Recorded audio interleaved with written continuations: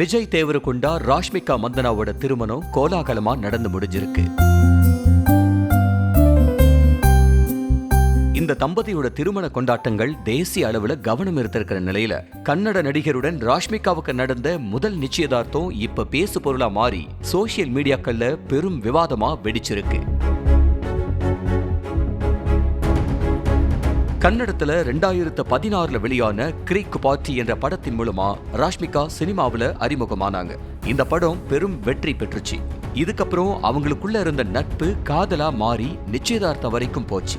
2017 ஜூலைல நிச்சயதார்த்தம் நடந்தப்ப ரஷித்துக்கு 34, ராஷ்மிகாவுக்கு 21 வயசு.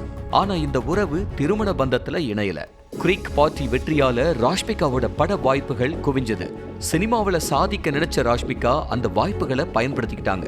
அப்படித்தான் அதே வருஷத்துல விஜய் தேவரகொண்டாவோட கீதா கோவிந்தம் படத்துல நடிக்க கமிட் ஆனாங்க. 2018 ஆகஸ்ட்ல கீதா கோவிந்தம் வெளியாகி செம்ம ஹிட் ஆச்சு. விஜய் தேவரகொண்டா ராஷ்மிகா இடையிலான ஆன்ஸ்கிரீன் கெமிஸ்ட்ரிக்கு நல்ல ரெஸ்பான்ஸ் கிடைச்சது. படம் வெளியான அடுத்த ஒரு மாசத்துல, அதாவது 2018 செப்டம்பர்ல புரிதல் பிரச்சனைகளால ரஷித் உடனான உறவை ராஷ்மிகா துண்டிச்சாங்க. பட வாய்ப்புகளும் பணமும் வந்ததும் உண்மையான காதல ராஷ்மிகா கைவிட்டதா பல பேரு பலவிதமான கருத்துக்களை தெரிவிச்சாங்க. தன்னோட வளர்ச்சிக்கு ரஷித்தை பயன்படுத்திக்கிட்டதாவும் கடுமையா ட்ரோல் பண்ணாங்க.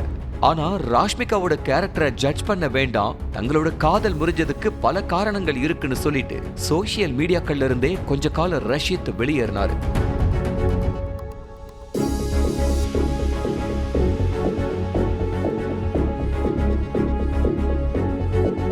இதுக்கப்புறம் டியர் காம்ரேட், கிங்டம் படங்கள்ல சேர்ந்து நடிச்சப்ப தொடர்ந்த விஜய் தேவரகொண்டா ராஷ்மிகா மந்தனா இடையிலான காதல் இப்ப திருமண பந்தத்துல முடிஞ்சிருக்கு.